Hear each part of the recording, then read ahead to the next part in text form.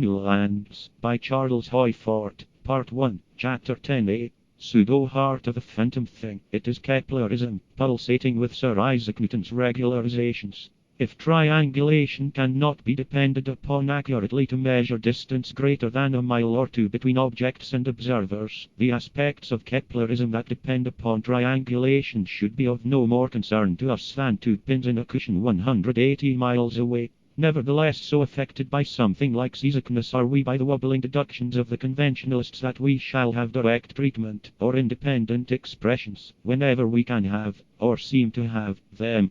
Kepler saw a planetary system, and he felt that, if that system could be formulated in terms of proportionality, by discovering one of the relations quantitatively, all of its measurements could be deduced. I take from Newcomb, in Popular Astronomy, that, in Kepler's view, there was a system in the arrangement and motions of the four little traitors that sneak around Jupiter, that Kepler, with no suspicions of these little betrayers, reasoned that this central body and its accompaniments were a representation, upon a small scale, of the solar system, as a whole. Kepler found that the cubes of mean distances of neighboring satellites of Jupiter, divided by the squares of their times, gave the same quotients.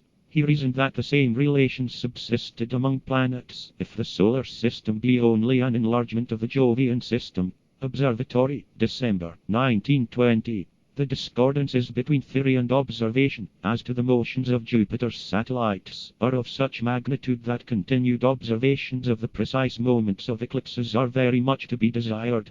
In the report of the Jupiter section of the British Astronomical Society, Memoirs of the British Astronomical Association, Volume 8, page 83, is a comparison between observed times and calculated times of these satellites. 65 observations, in the year 1899, are listed.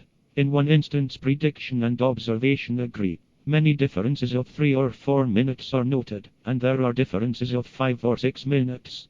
Kepler formulated his law of proportionality between times and distances of Jupiter's satellites without knowing what the times are. It should be noted that the observations in the year 1899 took into consideration fluctuations that were discovered by Romer, long after Kepler's time.